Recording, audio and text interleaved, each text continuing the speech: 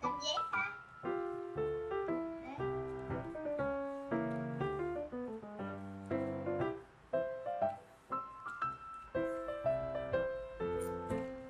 Mở ra rồi gấp vào.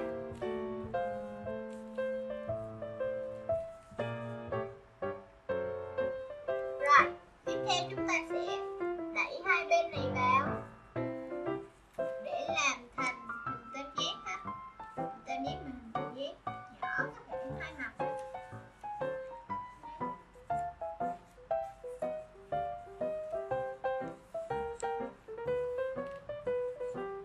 Và bên này để nó xuống.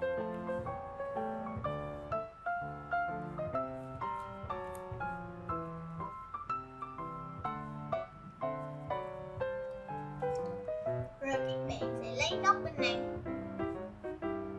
và gấp nó xuống dưới đây.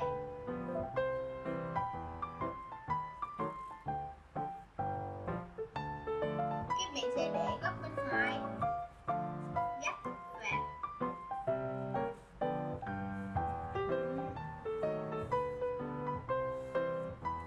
Và chúng ta sẽ đẩy nó lên. Đẩy nó lên đây ha.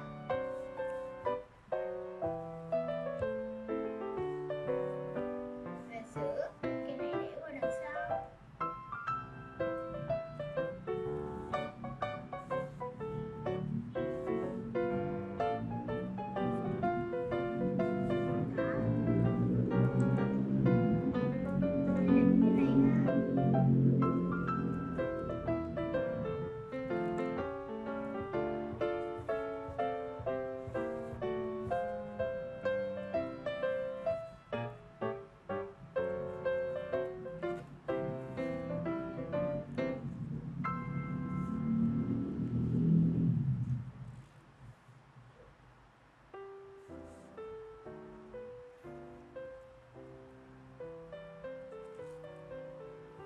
Đó.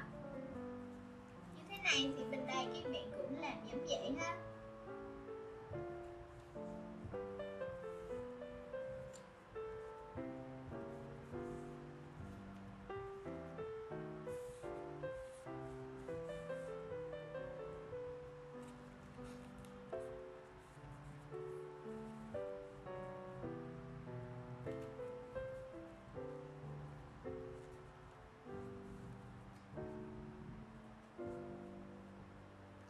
Bên đây và để phần này xuống.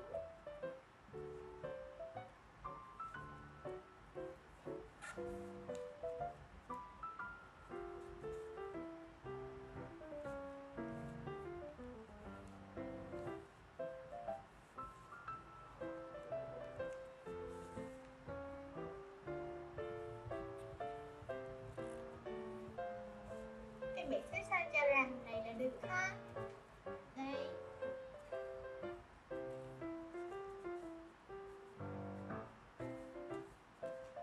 Tiếp theo các bạn sẽ lấy hai phần bên này rồi gấp vào. Bên này cũng vậy ha.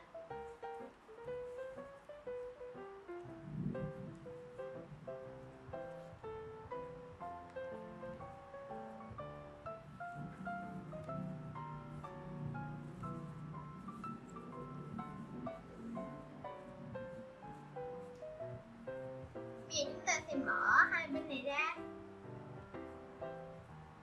Và để hai khúc này thì nó sẽ có một tờ giấy phần bên trong đây. Và chúng ta sẽ lấy nó ra.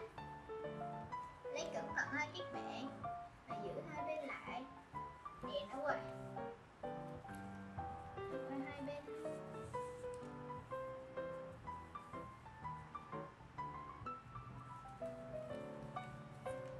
Mở ra và đè nó xuống.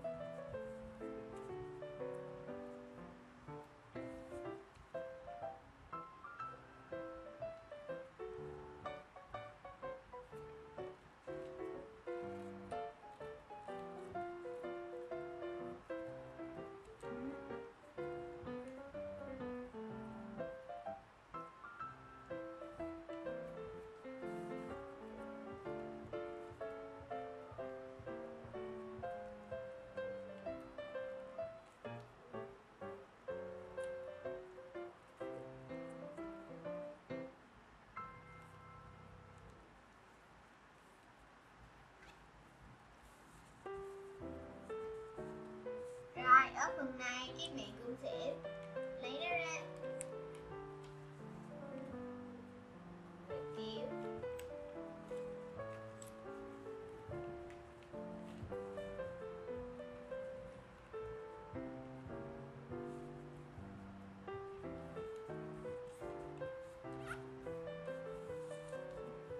tự thì bên này các bạn cũng kéo nó ra luôn.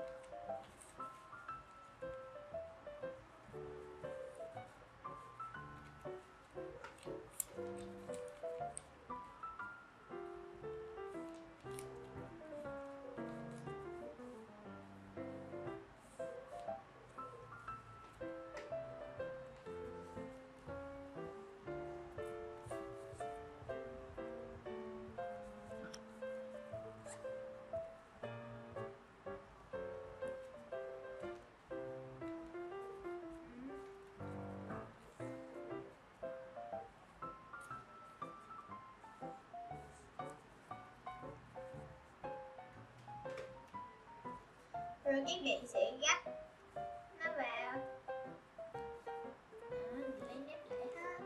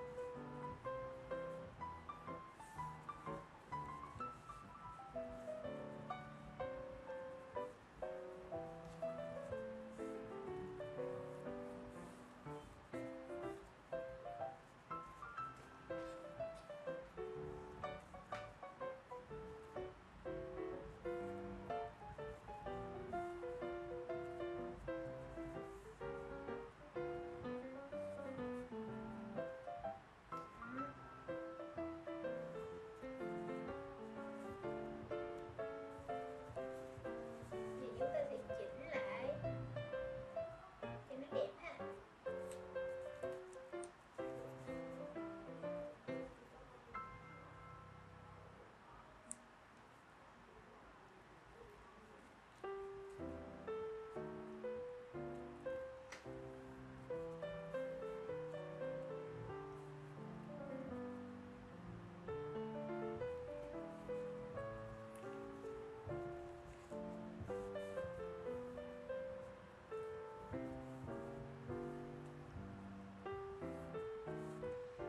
Rồi các bạn sẽ mở phần này ra và gấp cái góc vào.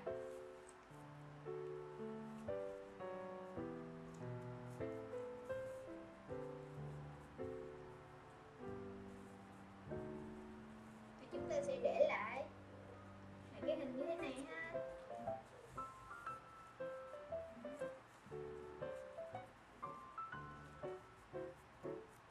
Rồi cái biển để nó vào đây. Cắt nó vào đây ha.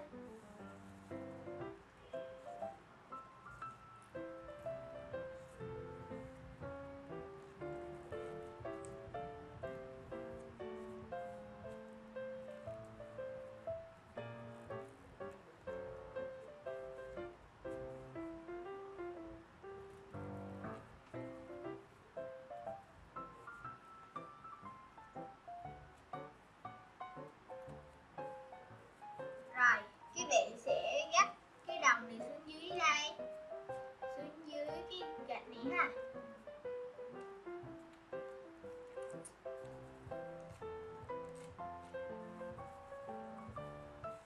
Và các bạn để nó lên.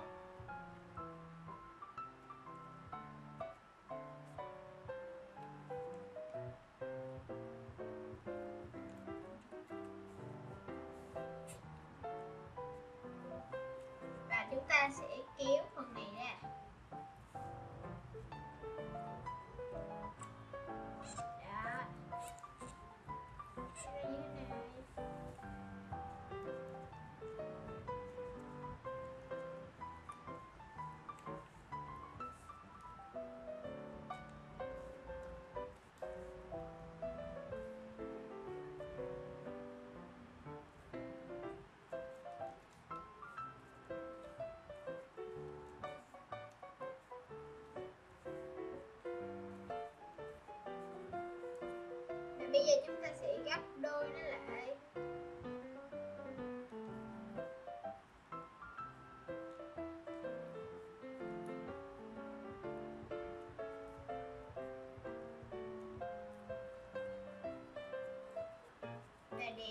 xuống, rồi gấp phần này xuống để làm cái cánh.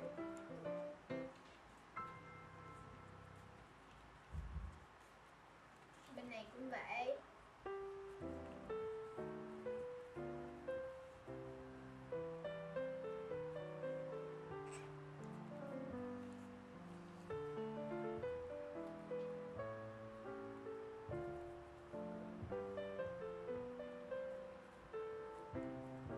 Để cái miệng mở nó ra.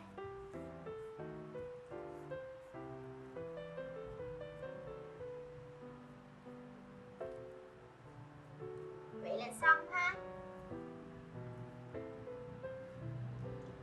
Cảm ơn các bạn đã xem video của mình. Đừng quên like, share và subscribe trên kênh TA Channel.